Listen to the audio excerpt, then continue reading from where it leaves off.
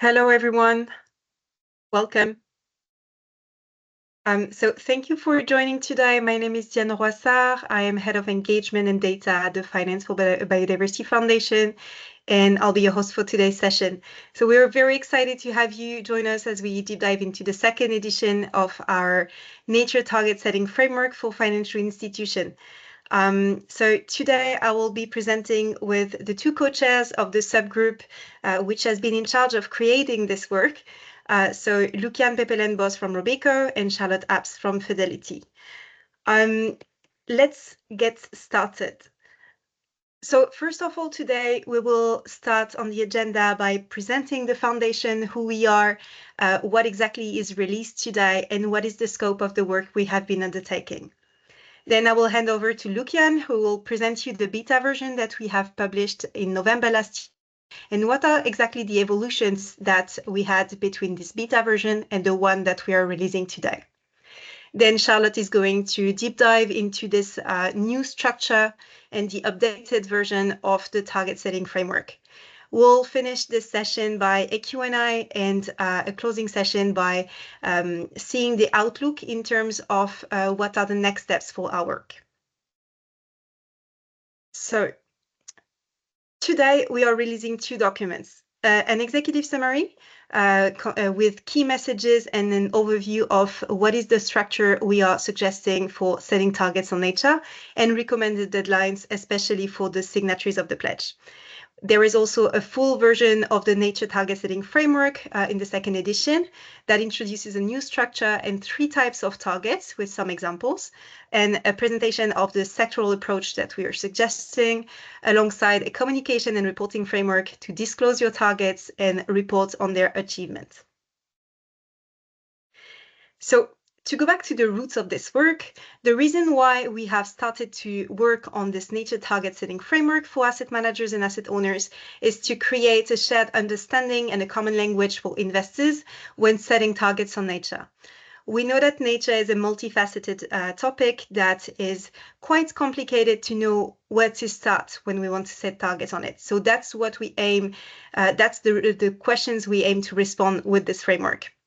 We also wanted to align with the deadlines of the Kunming-Montreal Global Biodiversity Framework and contribute to the achievement of its mission to reversing and halting biodiversity loss. The scope of this version is focused only on listed equities and corporate bonds, as for the beta version, but we aim to cover other asset classes later on. Today, we are addressing our work only on to asset managers and asset owners, but we are also working with partners, so SBTN and UNEP FI, to code them. And UNEP FI has been conducted some work for the banks and is currently conducting some works for the insurers, especially on the underwriting section. So if you are part of these types of actors, you can refer to the work UNEP FI has been conducting. We aim to align with them in terms of the structure. So there is some similarities between our works, even if we acknowledge that depending on the type of financial institution, there might be some slight differences in the approach. Speaking of acknowledgements, we at the Secretariat of the Foundation are obviously not working alone. In all the work we are undertaking, it is made by investors for investors. So we are working in working groups. So you can see the members of the target setting working group at the bottom of the slide. And there is especially a subgroup that has been created with members very active in creating some content for this work that we're presenting today. So especially Chris Hart from Phoenix, Clinton Adas from HSBC, Jeanne Fernandez from Pictet, Jean-François Copnol from Abeille, and Deepshika Singh from La Française, that we want to thank alongside our two co-chairs that have been very active into creating this content. We also make all our work reviewed by external stakeholders and members of the foundation. So we want to thank them for the time and effort they have put in giving us some feedback on the work we have been doing.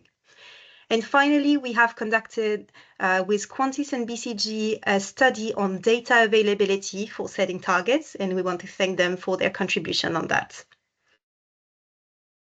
So as I mentioned, we're a foundation, and today this foundation is composed of 75 members working in different working groups on assessing their impact on nature, on setting targets for financial institutions, on positive impact policy advocacy.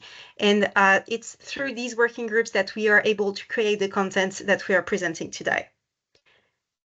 But also, the Finance for Biodiversity Foundation has launched a pledge back in 2021, which today has 177 signatories from 27 countries with more than 22 trillion euros of combined assets. I think this is a strong signal that the financial sector is ready and that there are institutions who want to take action. And that's for these institutions that we want to create the content that will empower them to act. So just a quick reminder on the pledge. The pledge is structured in 5 commitments. The first one, to share knowledge and collaborate. The second one, to engage with companies that you're investing in or financing. The third one, to assess your impacts, dependencies, risks, and opportunities on nature. And based on this assessment, set targets. So that's the one commitment that we are targeting today. But the fifth one is also to report publicly on all that we have mentioned previously, including the targets. So we are also trying to respond to this fifth commitment. So now I will hand over to Lucian, who will explain to you what have been the difference between the beta version and this new updated version of the guidance. So the floor is yours, Lucian. I will pass the slides. Just give me a sign. Thank you, Diana, and good day, everybody. Lovely to be with you. If I can get the next slide. So one important starting point for our framework is that we want to align with the Global Biodiversity Framework, or what is nowadays called the Global Biodiversity Plan, which sets targets that also are relevant to financial institutions. And you can see 4 of those on the slide. It's important that the framework enables us to give our contribution to the Global Biodiversity Plan through these targets. And another important alignment for this framework is with the existing work that many of us have been doing and are doing in relation to net zero and climate change mitigation. There are frameworks out there, and we've built on the structure of those frameworks to also structure this nature target setting framework. So an important starting point was this alignment. Next slide, please. A second starting point was the focus on the underlying drivers of nature change. There's complex relationships between the companies that we invest in and the ecosystems and services that they impact on and that they depend on. There's lots of data that comes into play to understand those, and those impacts and dependencies are often very location specific. We all know that from the work related to the TNFD. Now, we can simplify this complexity by focusing on the underlying drivers of nature change and how companies are mitigating their contribution to these drivers.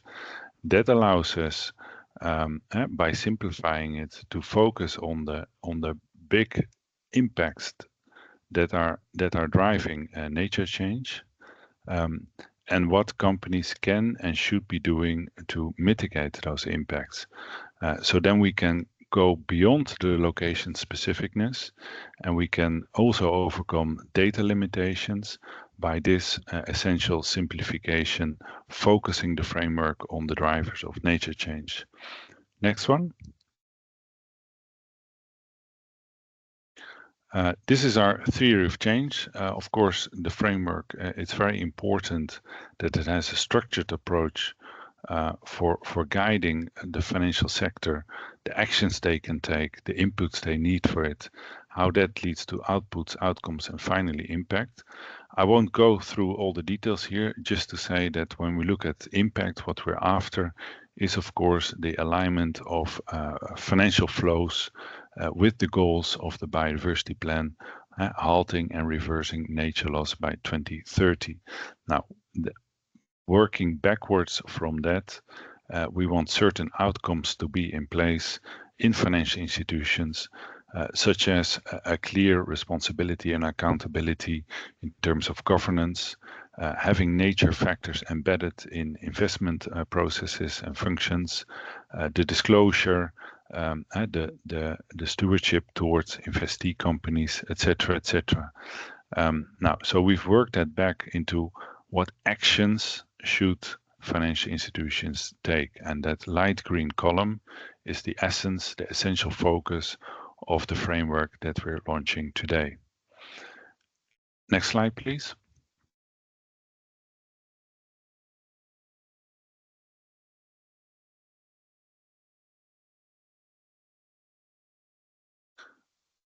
As Diana said, we are building today with the second edition on the beta version that we released in November.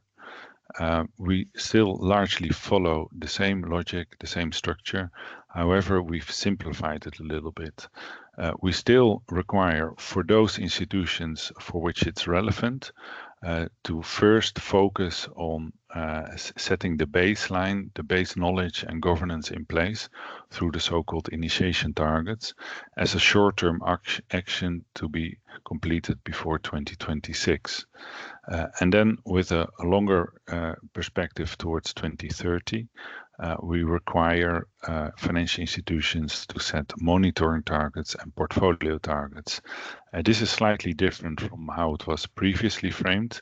Basically, we follow the same sector approach, but those that sector focus works as KPIs that underpin these targets at monitoring level and portfolio level. We will all explain that more in detail in the slides to come. Next slide, please. Now, those initiation targets, as I already said, is really to get prepared for integrating and steering on nature risk and nature impact in financial decision making. So these are targets related to governance, to education, to strategy, to doing the right assessments in the portfolios around impacts and dependencies. It's actually implementing a large part of the recommendations of the TNFD. A few examples of how such targets can look like are provided here and also in the guidance that will be available to you. Next one, please. I already mentioned the sector focus. So the guidance we give is that by focusing on 10 priority sectors, we can capture really a large part of the impact that investee companies are having on nature change. Those 10 sectors have been selected based on the multi-tool study that the Finance for Biodiversity Foundation has undertaken, where different toolings from different data providers have been put together, and we've made them work together to agree on which sectors are actually having the highest footprint in terms of nature and biodiversity. Another important element that we took into consideration is the market weight as their share of the market cap in the MSCI All Country Index. And lastly, we also triangulated this list of sectors with the priority sectors as released by the TNFD. So that gives a list of 10 sectors that are important for us as investors, and 10 sectors that are really important in terms of their impact on nature change.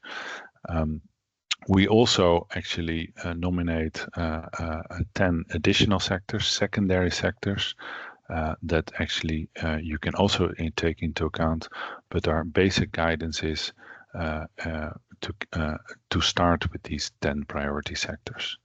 Next slide, please. Within those sectors, we then ask ourselves, what are the key impacts, the key drivers of nature change in those sectors? And this is where we've drawn upon the work of the SBTN, but also ANCORE. And what you see here is the latest iteration of the ANCORE database, with a clear indication of key impacts per sector for the 10 sectors that we prioritized. And if I can get the next slide. Our basic message to you is with a focus on 10 sectors and 3 drivers of nature change, being land use, water use, and pollution, we can already make a meaningful difference in terms of integrating nature risk, nature impact in investment decision making. So, of course, there's lots more to do, and this is just a start. But our guidance is the minimum you can do is focus on these 10 sectors, really understand those sectors well, monitor companies in these sectors, and monitor how these companies are doing in terms of land use, water use, and pollutants. And of course, we can always amplify depending on the capacity and the maturity of the investor. But this is what we like to provide to you as a minimum place to start with in terms of addressing nature risk and nature impact. With that, I come to my last slide and I hand over to Charlotte.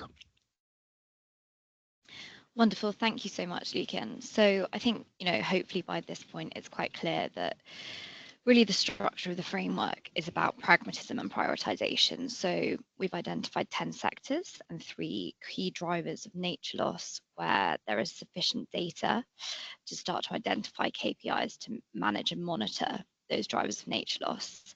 And so I'm going to go into a little bit more detail now about how that works.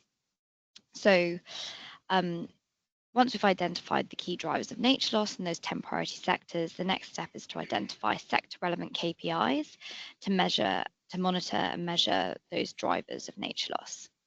And you can really start to think about this in a kind of iterative way. So we've identified 4 typologies of KPIs: disclosure KPIs, management KPIs, performance KPIs, and phase out KPIs.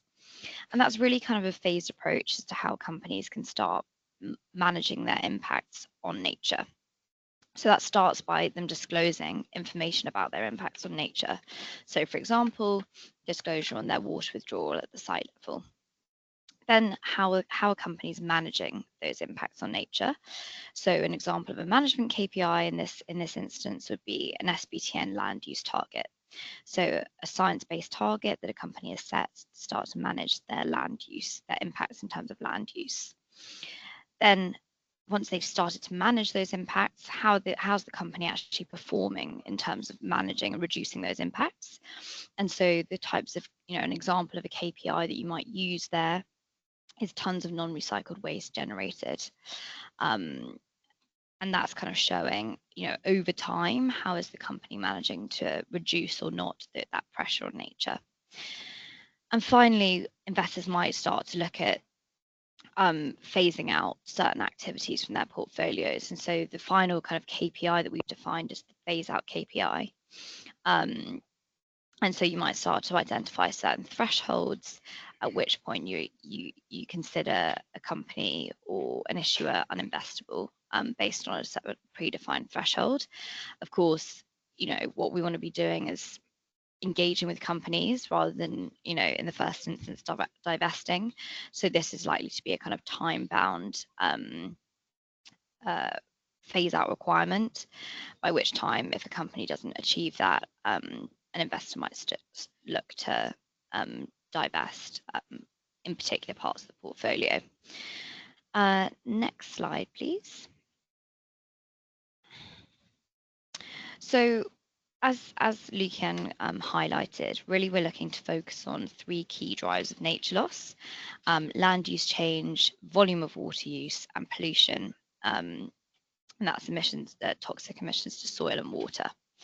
And the reason that we've identified these key drivers of nature loss as the ones to focus on is because we did a review of the data that's available.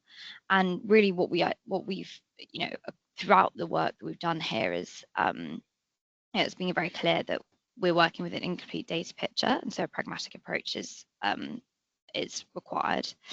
And so, as we all know very well, I think, you know, any kind of discussion around nature will always involve a discussion around data. So company level data on nature is poor. So therefore, as I say, that requires a pragmatic approach. Where do we have sufficient data to start to monitor and manage key pressures on nature? Having done that review, as I say, we've identified land use change, volume of water use, and pollution as those 3 drivers where we've got sufficient data to really start to meaningfully monitor those pressures on nature. Of course, one of the challenges is that there will be some discrepancies in the coverage, and that might be due to differences in reporting requirements across different geographies. And so we are still working with incomplete data wherever we look. There's also, and then finally, just, you know, kind of reiterating that point, the reason that we've kind of landed on those 3 key drivers is because, of course, there's disparities in data availability between the different drivers. Next slide, please. And so, you know, I think as most of us are kind of very much take an active ownership approach to our investment, our responsible investment. And so we very much see stewardship as a complementary part to this framework. And so where we are monitoring and managing those KPIs on nature, we expect a stewardship strategy to evolve to complement those efforts, to really start to address those key drivers of nature loss. And, you know, I think we kind of defined a few principles around what that means. How can stewardship complement this monitoring and management of the KPIs that we've identified across the relevant sectors? And so it's making sure that there's a very clear company selection criteria. So across our portfolios, the companies that we're monitoring, how are we going to prioritize our engagement to effectively manage those pressures? Identifying a very clear set of investor expectations, again, related to those sector relevant KPIs, so that in our engagement, we're really working to ask companies to address their key pressures on nature and complement. So, you know, the idea that the outcomes of our engagements help to manage down those KPIs, and then a clear escalation strategy. Where companies fail to make sufficient progress in terms of managing their impacts on nature, how do we escalate that to kind of continue to drive change? And of course, you know, there are multiple stakeholders that we're talking about when we think about stewardship and engagement. So of course, issuers, the companies where we're managing those pressures, but also there's policymakers and governments, clients, of course, and then other stakeholders such as data providers.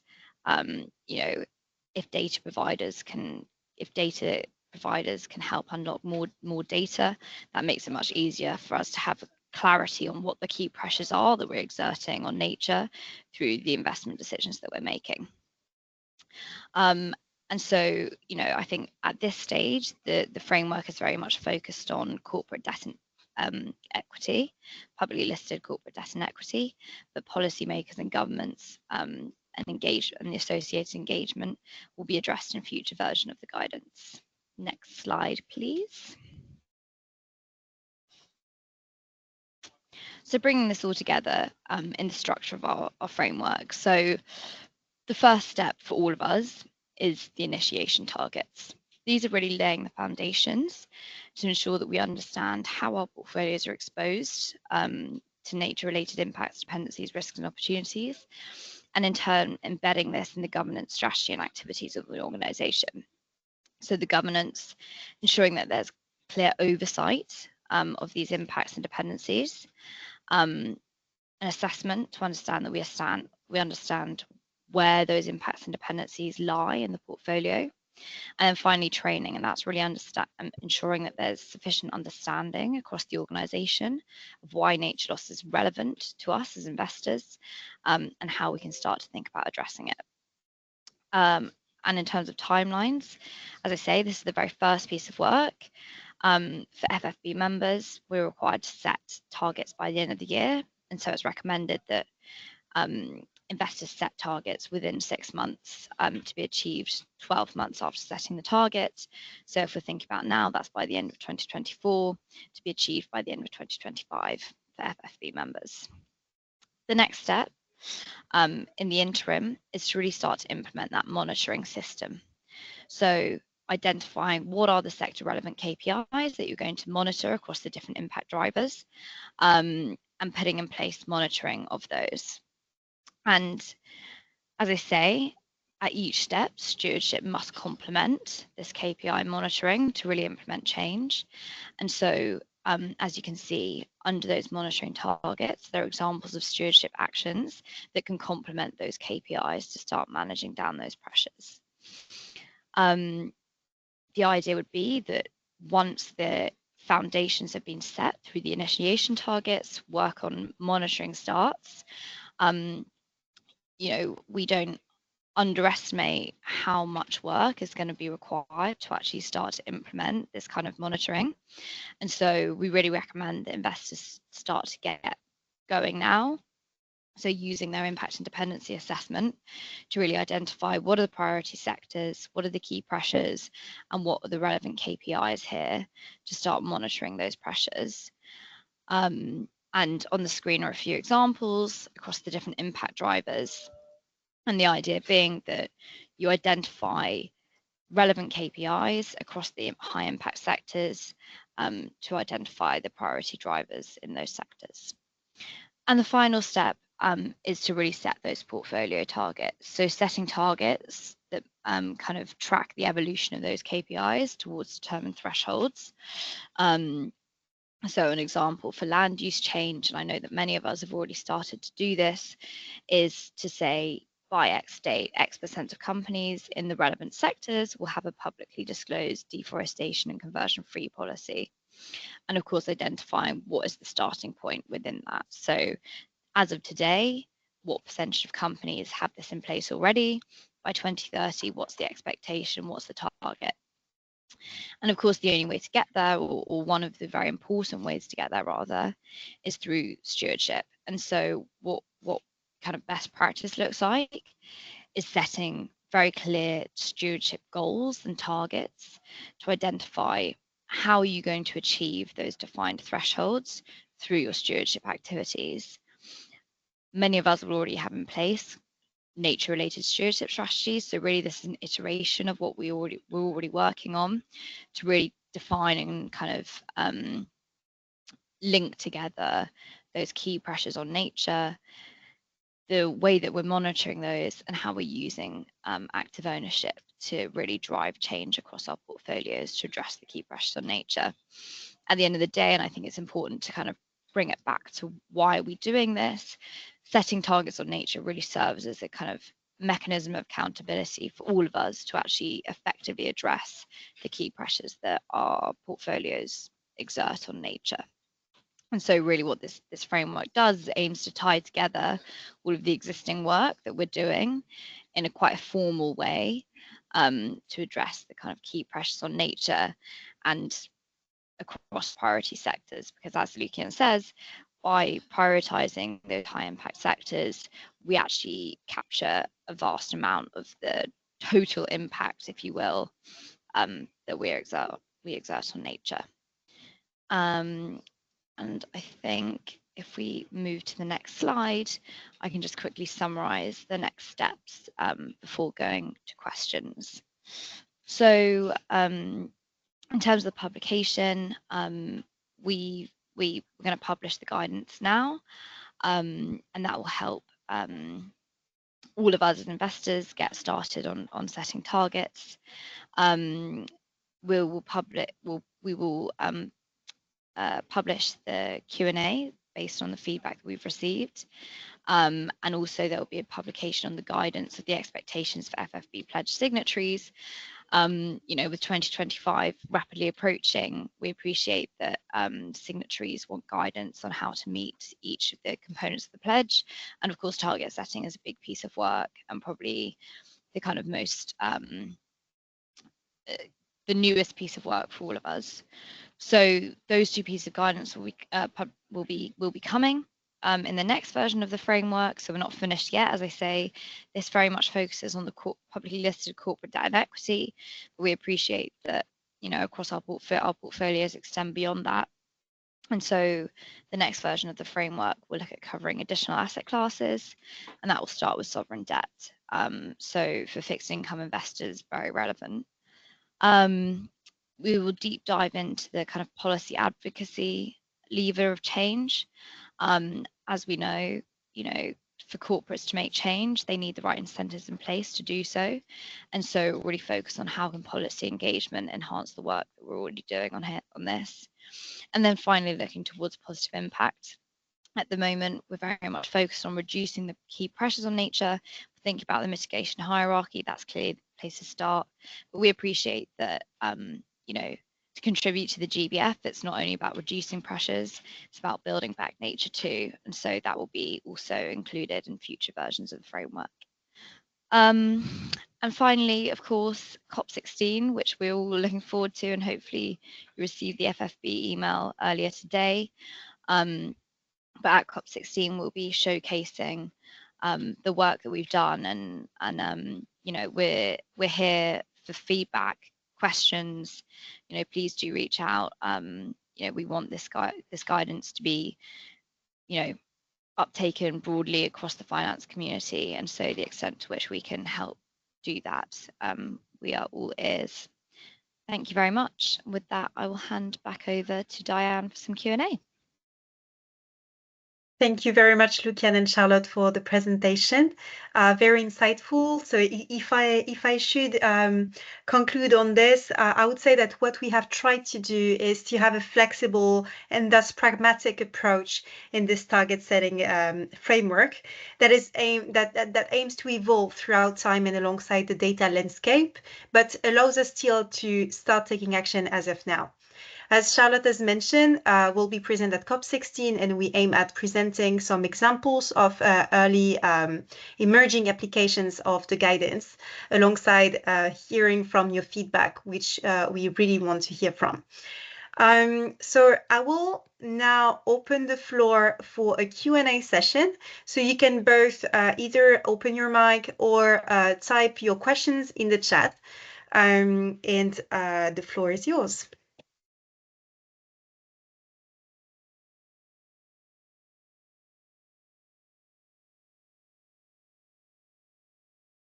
I see a first hand raised at Josh Adcock.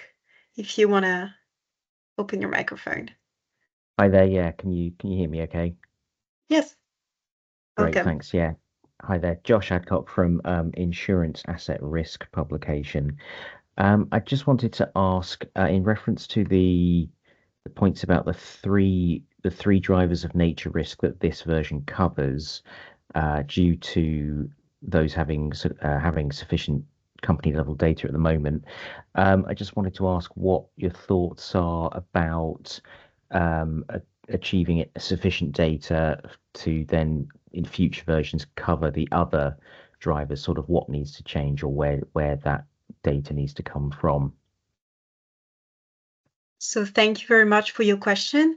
I believe in terms of the data availability and the data coverage, a big chunk of the answer on that question will be the reporting from companies, because obviously the data availability relies on companies reporting on their data. So it relies on them assessing their impacts, dependencies, risks, and opportunities. So probably with the adoption of the TNFD framework or emerging regulations, just like CSRD in Europe, but others as well in other geographies, will probably help increasing the data availability.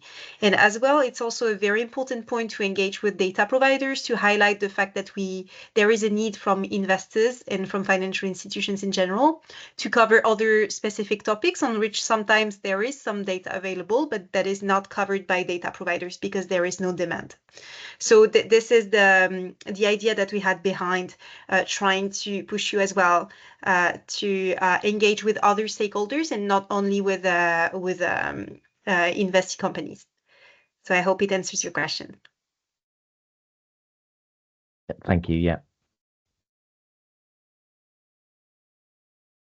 I think after that I see Julia Bertuzzi with a hand raised. Yes, thank you for the presentation and the release of the new framework. I was wondering if you had already identified specific and relevant KPIs for the different sectors you've mentioned? So thank you very, very much for your question. So the aim of the guidance is to be non-prescriptive. So what we want to do is to guide you into identifying yourself the KPIs that you can set. So as Lucian and Charlotte have explained, we go from each sectors to identifying which are the main impact drivers, the most material impact drivers for this sector. So depending on the sector, you will have some impact drivers for which you have more materiality. So if we take, for example, the beverage sector, there is a high probability that the volume of water use or the freshwater, the areas of freshwater use would be two of the main impact drivers. And so the idea would be to find some data points that you could use as KPI to target this impact driver. So it will depend on different things. It will depend on what sectors you have in portfolio in terms of your exposure, what are their main impact drivers, and what data do you have in your the data hub internally. So which data can you access? So we are trying to provide guidance on that in the document. Helping you identifying which are the main impact drivers for each of the sector, and also then what are the main point of attention that you should consider while selecting the data point that you will use as a KPI. So to answer your question in brief, there is no prescribed list of KPIs, but rather a methodology to select your KPIs yourself. Thank you. Then I have Anne-Sophie Chalbaya. Yes, hello. Thank you very much for the presentation and your work. I was wondering if you have in mind any benchmark we can use to assess KPIs, because you just put forward some very easy KPIs, but then the question is, how would we assess these KPIs? So, hello, thank you very much for your question. Just to make sure I understand, are you talking about some baseline to which you can say, based on which you could see like the evolution of a company? Is this the question? Yes, a baseline, but I was thinking about a benchmark where you can assess the materiality of the KPI.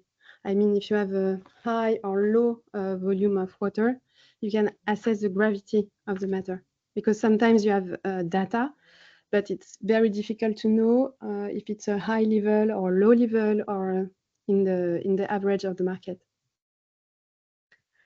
Okay, I see your question is really oriented towards performance KPIs. So this is one of the limitations that we have highlighted in our work, which is when there is the data at a company level, you lose granularity and you lose especially the location-specific side of the data. So indeed, it's quite complicated to know if it's high or low or medium. So I don't really have an answer to your question as of now. We also don't have any specific threshold to recommend, because as of now, or to the extent of my knowledge at least, there is no forecasting transition pathway that we should follow. Charlotte, I see your camera on. If you want to add something to respond to that question, please go ahead.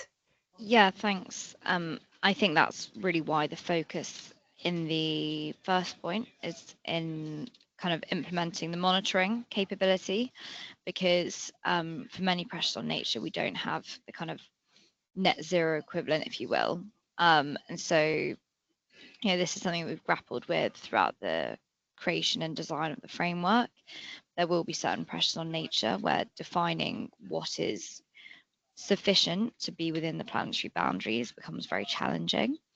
And so we haven't prescribed any thresholds, and there aren't necessarily agreed thresholds out there on certain pressures, water being one of them. There are ways of doing it, but it's quite complex and advanced, and most of us don't have the capability to do that. And so, yeah, that's why the focus in the first instance is really on implementing the monitoring capability to actually have better visibility on what the pressures are. And then in time, investors can work towards identifying initial thresholds where they might look to reduce certain pressures.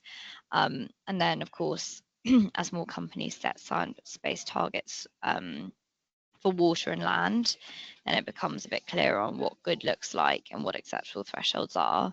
So yeah, the point being that really this is a kind of iterative piece of work.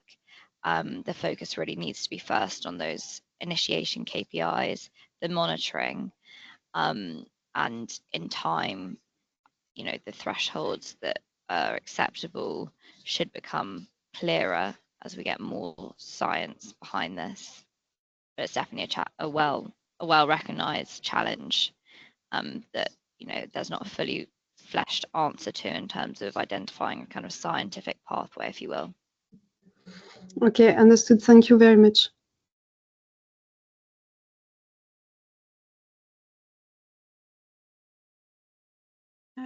So then we have Laura. Hiya. Thank you for this. I think it's a really comprehensive approach, so it's a really good presentation. I just had a question in relation to the portfolio targets and whether you think any nuance in approach is required for asset owners, so particularly where they might not be selecting underlying stocks themselves, and therefore the pressure on the kind of portfolio construct really sits with the asset manager. So thank you very much for that question. Indeed, this is something to which we're very sensitive when building the guidance. And I believe the section dedicated to client engagement is especially, could be replicated also for the direct asset managers that are managing the portfolios, and very relevant in your specific case. So on that one, using a transparency around the portfolio can allow you to monitor where how the KPIs are evolving, but indeed it would require for you to set the portfolio targets in the portfolio, especially the targets on the KPIs, so the sub-portfolio targets, to engage directly with the asset managers that you're working with. On the engagement thing, on the engagement section, it would be kind of the same thing as for asset managers, but we acknowledge that for the portfolio sub-targets, it would require for you an extra work in the monitoring part, which would be establishing a good communication with the asset managers. Okay, thank you. Then, thank you, Laura. Then we have Robert Alexandre. Hear me okay? Yes, hello. Okay, super. Well, thanks very much for this presentation. Very interesting.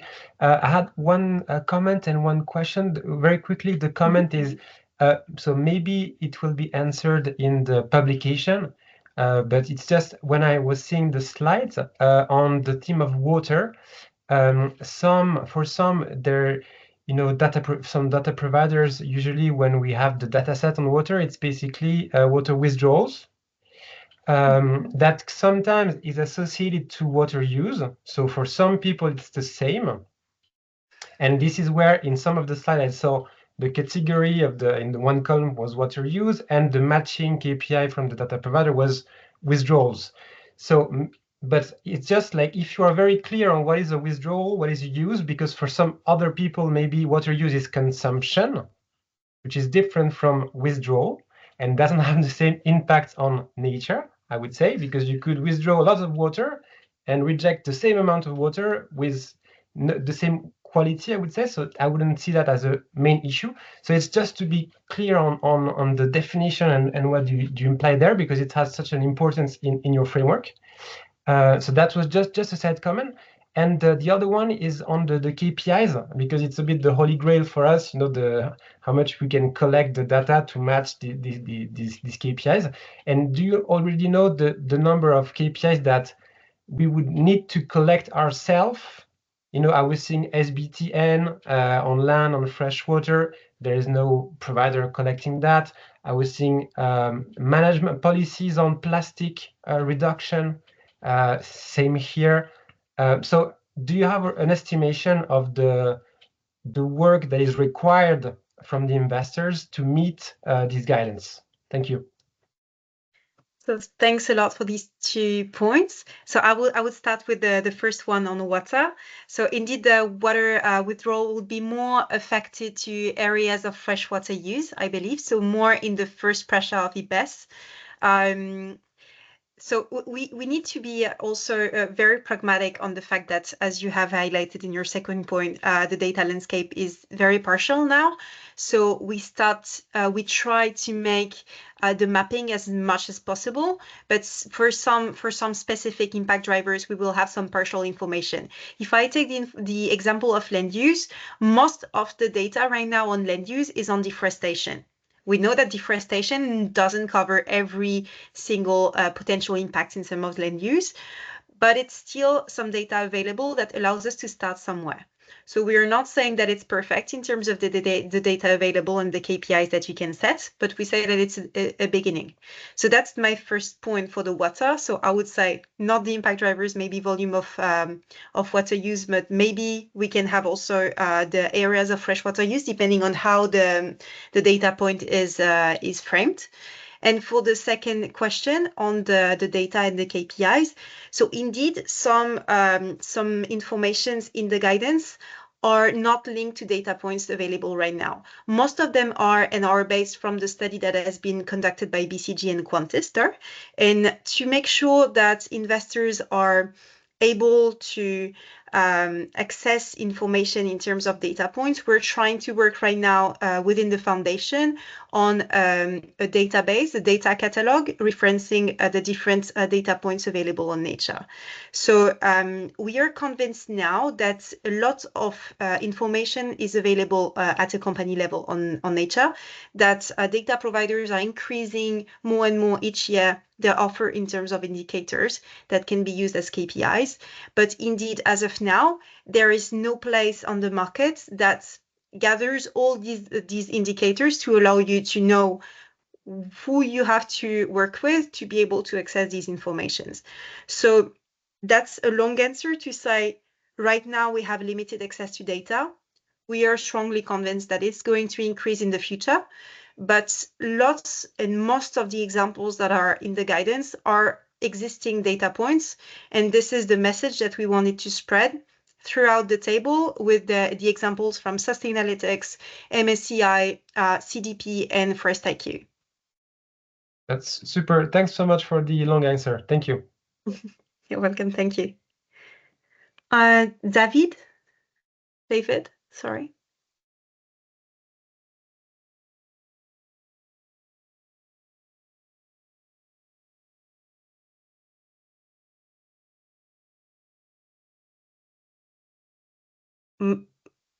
David, I don't know. Yes, sorry, I was having difficulties unmuting myself. So first of all, I also very much appreciated that long answer. And we have this funny cartoon in the chat. I don't know if you've seen it, but it's talking about just talking and not acting. And I think what Finance for Biodiversity is doing here, acting with what is available at this point, recognizing that we are in the beginning stages of a long journey toward using better indicators, metrics, and monitoring. I think it's exactly the right approach and very, very commendable. My personal interest is the development of company indicators. And I believe you're correct when you say there's a lot happening at the company level. And what we need then is a good interface and standardization for company level indicators that make it possible to aggregate company level data to investment, the investment level approach that the FFB members need to aggregate at. So my question is, how is FFB supporting this standardization and development of company level indicators? And if FFB is not doing that, who is? Thank you. That's an excellent question. Thank you very much for asking it. So we are conducting work in our impact assessment working group on data. As of now, it's been more oriented on trying to establish where we stand in terms of data availability, rather than trying to align in terms of the company level data structure. So indeed, we're not yet working on that, but this is typically one of the topics that might be of interest for our members. So we can discuss it later on if you want.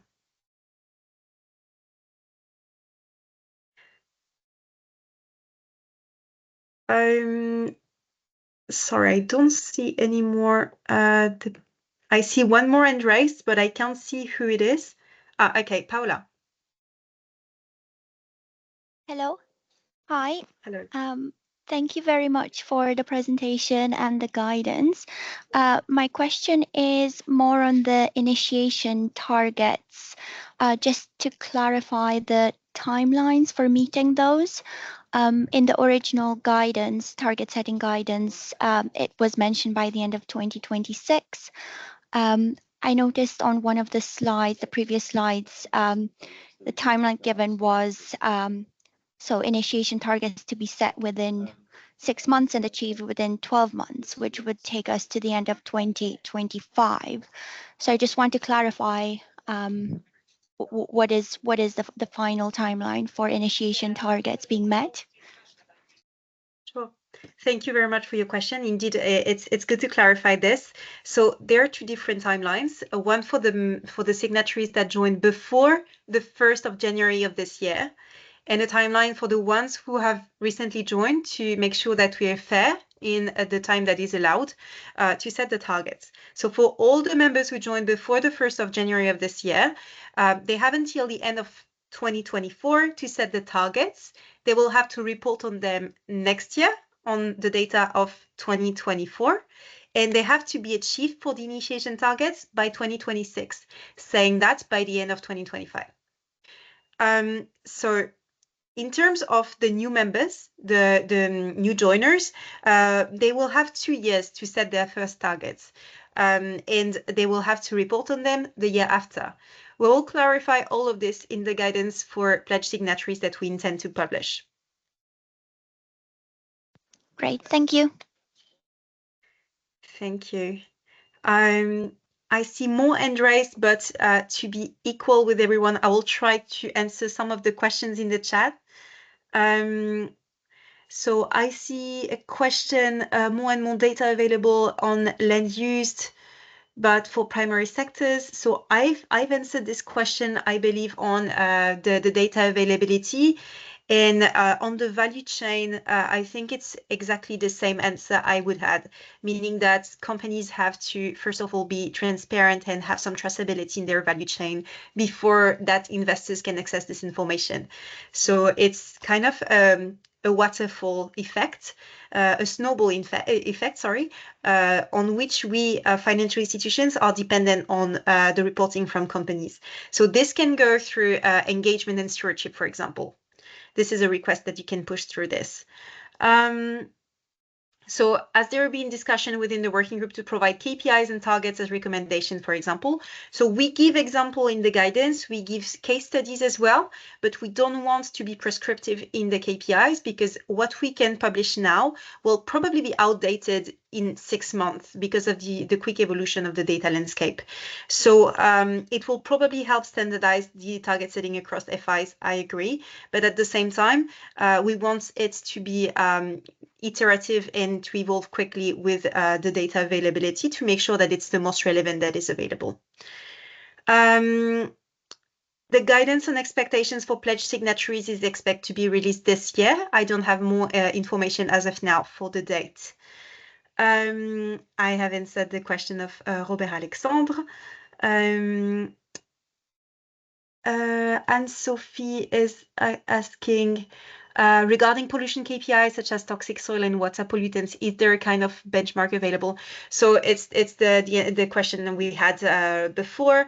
So unfortunately, not yet. Regulatory list of very dangerous pollutants. I believe there is the highly hazardous chemicals list.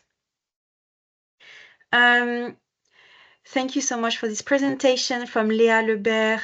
Can we find more information on the Encore data update? So it has been released, I think it was on Monday. So you can find information directly by addressing yourself to Sustain, the team working on Encore, or directly on their website.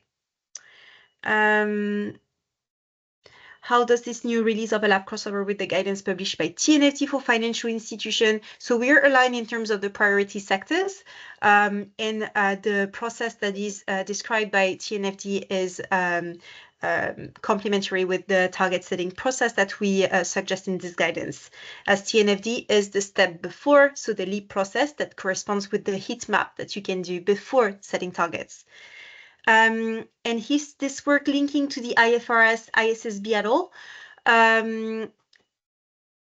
I hope these disclosures will be integrated into the ISSB down the line. So it's always about the link between the reporting, the disclosure, and then the data that will be used to set targets on. So I think I've seen in the chat also a comment on the CSRD and DSRS. So we didn't want to give only examples from the ESRS because we don't want to be European centered in terms of what we suggest in the guidance, acknowledging that this guidance is going to be used globally with potentially investors investing also globally. So with companies in their portfolio not reporting on CSRD. ISSB could be potentially more aligned with what we aim to do. But once again, we didn't want to be prescriptive on anything, but acknowledging that ISSB is also a channel through which we can access information in the future. I will take more questions from people raising their hands now. So Liu, sorry if I mispronounce your name. No, it's fine. Thanks. I'm not sure if this question is being asked. I have to leave the meeting in the middle, but I just want to check. I saw in the last presentation it mentioned that the next version of the framework, which will cover additional asset classes starting with sovereign debt. Is there a reason, particular reason to start with that? So we have decided to start with sovereign debt as we have known that most of our members are exposed to this asset class. So that was the primary reason for this. That's it. Ah, okay, cool, great. That's good to know. Thank you. Thank you very much. And then I have Rob. And I think it's going to be our last question for today. Hi, thanks so much for the presentation. Really, really interesting. So my question is around actually trying to work with organizations. So I'm part of Rotary International and I work with the Rotary Foundation that manages, I think it's like 1.2 billion or something around there. And so one of the things that we're trying to do is encourage them to become more transparent and start to disclose things around nature and climate.